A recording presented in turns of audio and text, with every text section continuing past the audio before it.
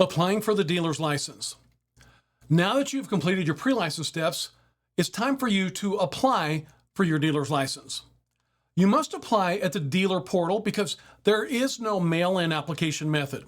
You must have your Access Indiana ID, and you're going to scan several documents that you're going to upload through the dealer portal. So here is a list of the documentation that you're going to need to gather up, have scanned on your computer, and have ready to upload through the dealer portal. You're going to need your business organization documents, certificate of assumed name or certificate of existence. You need a copy of your surety bond, your insurance certificate, owner IDs, photographs, retail merchant certificate, and your zoning affidavit. So this is your business organization document that you received when you registered your business with the Secretary of State, and it might have been attached to your certificate of existence. A certificate of assumed name is only needed if you're using a name other than the business name that you filed with the state. For example, if you're Indiana Motors LLC, but you're calling your business Indiana Auto Credit, then you're going to need a certificate of assumed name. But if you're only operating with one name, a certificate of assumed name is not going to be needed. A certificate of existence was issued by the Secretary of State, as you see here, so make sure you got a copy of that scanned to your computer. You're going to need a copy of your surety bond, and be sure you've signed your surety bond. As I stated before, a common mistake is submitting a bond that was not signed by you. So remember, when you're issued the bond agent's signature will already be on that bond automatically, but you, as an owner or partner, must sign the bond as well. You're going to submit a copy of your insurance certificate, which is referred to as your Accord 25 form, which you will receive from your insurance agent that issued the insurance. Be sure the certificate holder is the Indiana Secretary of State Auto Dealer Services Division, like you see right here. You're going to upload a copy of each owner's ID. If it's just you, just one owner, then you just submit the one ID. If you have two owners, you submit two IDs. If you have three owners, then you would submit three IDs. Don't forget your photographs. Remember, you're going to have a photograph of the advertised sign at the location, the display area, the exterior of the office, the exterior of your location, including customer parking. You need a picture of the interior of your office that shows office furnishings and the proof of the utilities, and also take a picture of your sales lot or any storage lots as well. Be ready to upload a copy of your retail merchant certificate, as you see right here. And finally, you're going to need a copy of your zoning affidavit, which is Indiana State Form 55936. When you have scanned all of these required documents on your computer, then you are now ready to apply for your Indiana used dealer's license. So to apply for your license, you're going to go to the dealer portal.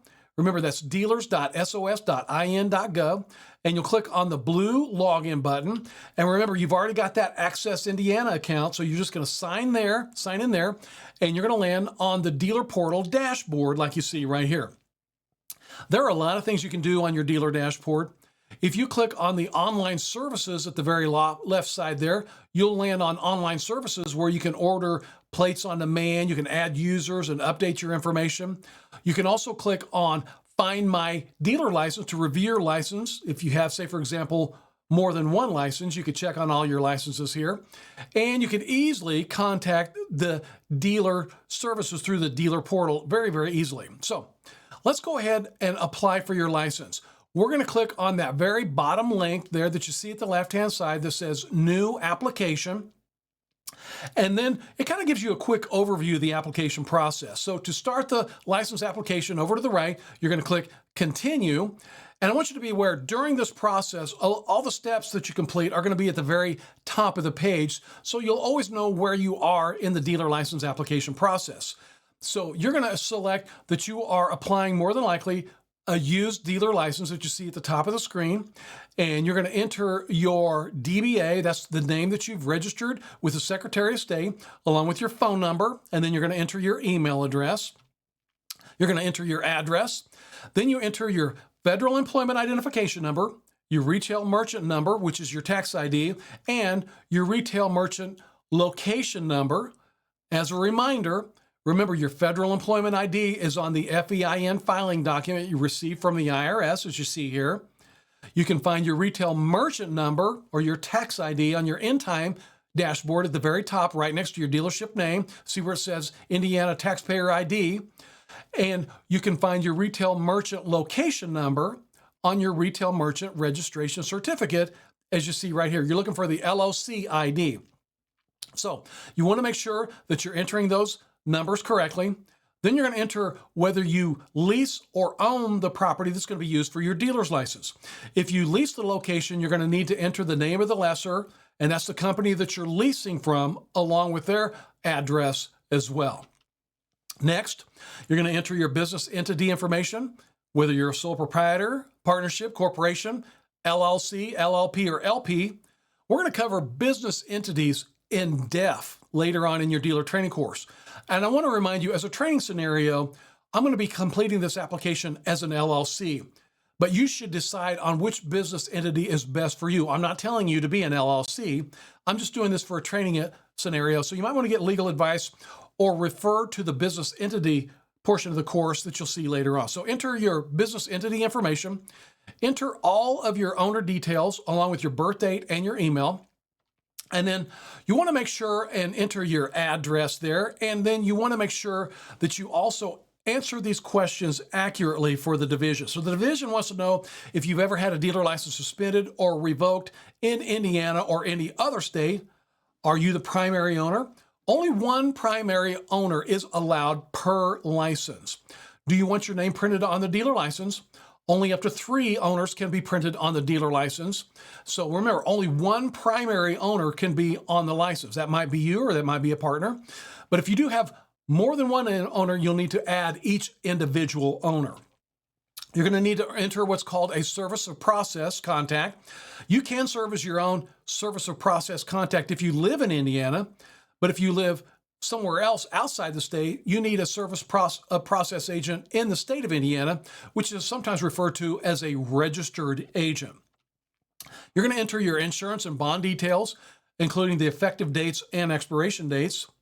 And then you're going to select if the location is dedicated to the sale of motor vehicles or watercraft. Remember, they want the main focus of your business to be the operation of your dealership.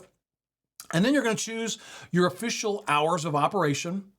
Over to the side of the screen, as a reminder, it says Sunday sales are only allowed for motorcycles, non-self-propelled or non-motorized campers or trailers or trailer campers. Please keep that in mind. Here you can order your dealer plates and your interim plates. Interim plates are the paper license plates that you place on a vehicle sold, and dealer plates are the metal plates that you place on vehicles that are being driven by your customers, and you're using those for transportation as well. So say, for example, from a dealer auction. We will cover dealer plates and interim plates extensively later on in your dealer training course. Your field examiner will determine how many plates you are allowed, and you can order your plates later. You can order more plates if you do need more plates. You can also determine if you need the standard size plates, like the ones that are on the car you drive, or if you want to order motorcycle dealer plates for motorcycles. You can now estimate the number of vehicles that you think you will sell in a year, including wholesale and retail. You want to try and be as accurate as you can, but you're not going to be punished if you, say, for example, say you expect to sell 20 vehicles and end up selling 40, or if you say you expect to sell 50, but you only sold 10. They want you to have an accurate estimate. Obviously, the estimate can't be completely accurate, but just do your best to estimate the number of vehicles you sell, including wholesale and retail, and enter the number of full-time sales personnel and the number of other full-time employees. Now you're going to need to check the box stating all statements are true, and then you're going to enter your name and your title.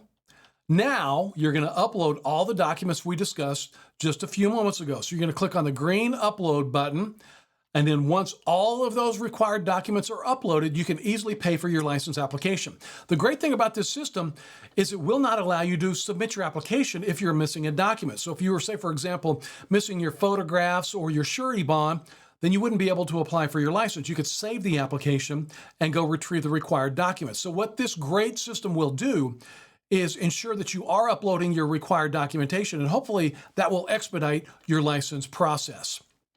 After you've submitted your dealer application to the Secretary of State Auto Dealer Services Division, you're going to see on your dealer portal that the license status is called received. So you can see the received link over there.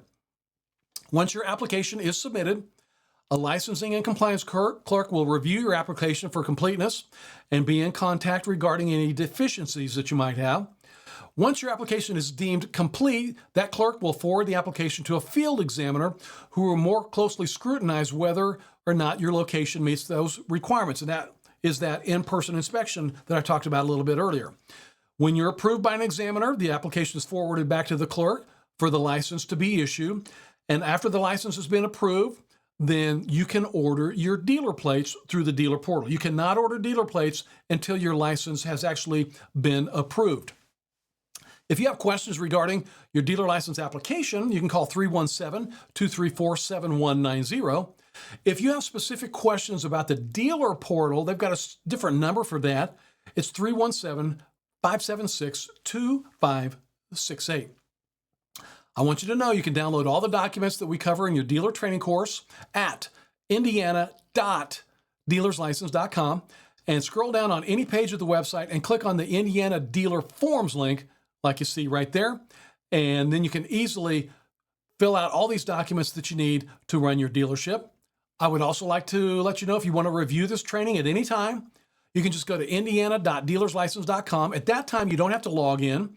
You can just go ahead and go to indiana.dealerslicense.com, click on the videos link, and then you can click down on any video that you want to review, including the one that we just covered, which is the Indiana Dealer Application video.